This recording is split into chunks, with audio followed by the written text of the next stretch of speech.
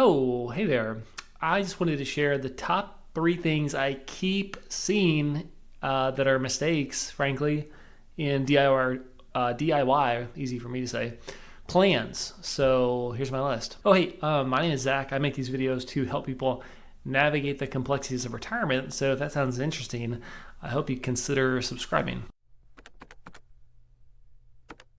Number one, like the thumbnail alluded to, is the wrong type of assets and the wrong type of accounts. Now this happens over time and due to inertia, but we pick an allocation and we stick with it. But you guys, look at your stocks and bonds and alternatives mix and see which account makes the most sense for which asset. I don't necessarily want a whole bunch of bond interest in my taxable account. That's great for an IRA.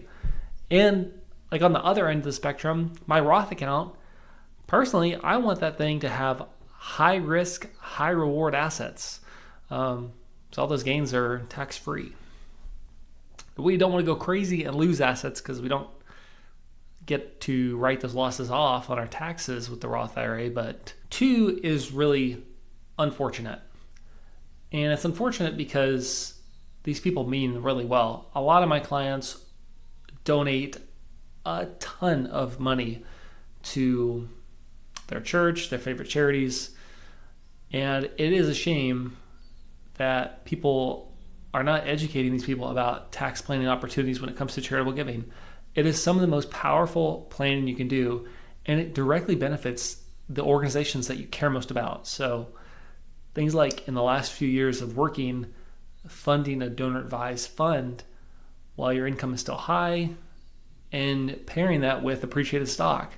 You can also reduce your risk to concentrated positions that way. And using QCDs, qualified charitable distributions, you can literally just order a checkbook from your IRA after you're 70 and a half and write checks, not from your bank account, but from your IRA. It is a shame just how many people just send checks from their checking account rather than their IRA.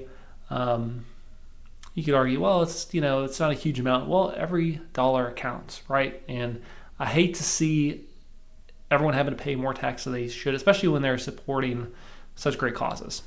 So number three is when you have a change in your circumstance, make sure you check out that form that you can file for Medicare, because if you were working and then you're on Medicare already and your income is super high and your income was super high, you can file a form SSA 44. And if you qualify, they don't do the 2-year look back. They just look at this year's income. So it could reduce IRMAA premiums.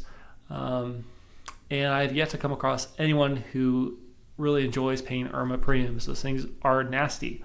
So check those three things out. Let me know the common tax mistakes that you see your friends and family making in the comments below. And we'll catch you later. Bye.